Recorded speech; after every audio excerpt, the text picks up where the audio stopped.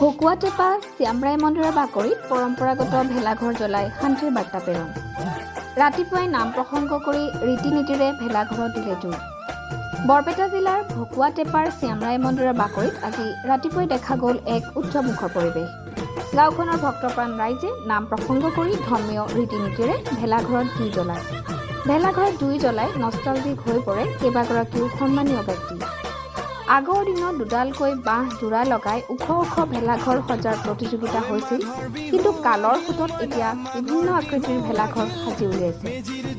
আমাৰ বিভিন্ন প্ৰান্তত বিশ্বৰ বিভিন্ন প্ৰতীক চিহ্ন সাজি ভেলাঘৰ বুলি জ্বলাই দিয়াৰ বাবে দুখ প্ৰকাশ কৰিছে গাঁৱৰ বয়োজ্যেষ্ঠ লোকসকলে। ভোগালী বিহুৰ সুন্দৰ পৰম্পৰা আপোনালোকে বৰ্তাই ৰাখিছে, কি ক'ব? আমি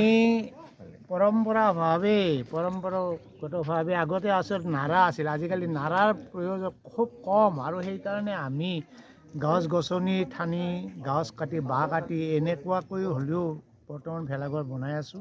আৰু এইটো আমাৰ 200 বছৰ পুৰণি বুলি ক'লেও ভুল নহ'ব। আমাৰ কীৰ্তনঘৰ এইটো নতুন যিটো কীৰ্তনঘৰ, ইয়াৰ আগতে আৰু যি কীৰ্তনঘৰ আছে তেতিয়াৰ পৰাই আমাৰ ভেলাঘৰ 2 দিন ধৰি হয়। প্ৰথম দিনা আমি আমাৰ এটা বা দুটা আমি মেজি কৰিলোঁ, আৰু দ্বিতীয় দিন আৰু দুটা থাকে। আমি সৰ্দমাই বৰদমাই বোলো, সৰ্দমাই দিনা আমি গোটেইবিলাকে লগ লাগি, আৰু বৰদমাই দিনা আমিও গোটেইবিলাকে লগ লাগি মেজি পুৱাওঁ। তাৰপিছতে আমাৰ ৰাইজৰো বছৰ দিনৰ যিটো হিচাপ নিকাচ, আমি যি পদ্ধতিৰে ৰাইজ চলোঁ, এই গোটেই হিচাপ নিকাচখিনি এই আমাৰ দ্বিতীয় দিনত শেষ হয়।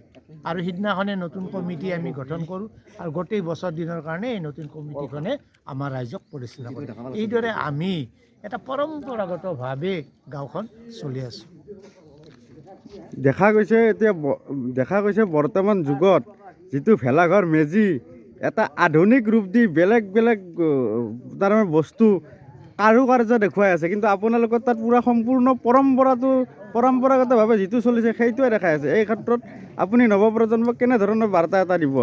আচলতে যিখিনি তেওঁলোকে কৰি আছে, ধৰক কোনোবাই আমাৰ চন্দ্ৰযানৰ আৰ্হিত ভেলাঘৰ তৈয়াৰ কৰিছে, কোনোবাই হয়তো আমাৰ ৰাম মন্দিৰৰ আৰ্হিত ভেলাঘৰ, সেইবোৰ আচলতে ভেলাঘৰ তৈয়াৰ কৰা নহয়, সেইবোৰ পুৰাৰ কাৰণে নহয়, হ'ব নালাগে।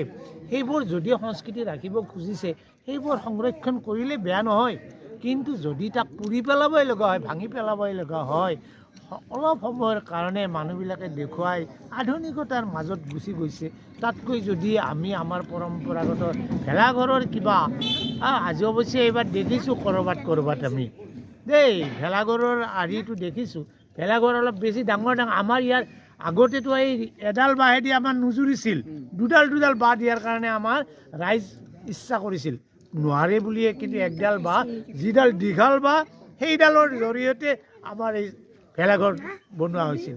এতিয়া নাৰাৰ কম কাৰণে এটা সৰু কৰি হ'লেও ইয়াক পৰম্পৰা, সেইটো আচলতে নৱপ্ৰজন্মই, আচলতে মোৰ মতেতো সকলোৱে আগ ধৰি আহি এই ভেলাঘৰখিনি আনন্দ উৎসাহেৰে তৈয়াৰ কৰি আমাৰ বুঢ়া বেঠা যিখিনি মানুহ আছে তেওঁলোকক মনত আনন্দ দিব লাগে। আমাৰ সেই মনৰ আনন্দটো তেতিয়াৰ পৰাই অলপমান কমি গৈছে, তথাপিতো আমাৰ ইয়াৰ ডেকা চামে সেইটো ৰক্ষা কৰি আছে বুলি মই কিন্তু ভাবোঁ। সৰ্থেবাৰীৰ পৰা দীপজ্যোতি নাথৰ ৰিপৰ্ট, অমৃত নিউজ।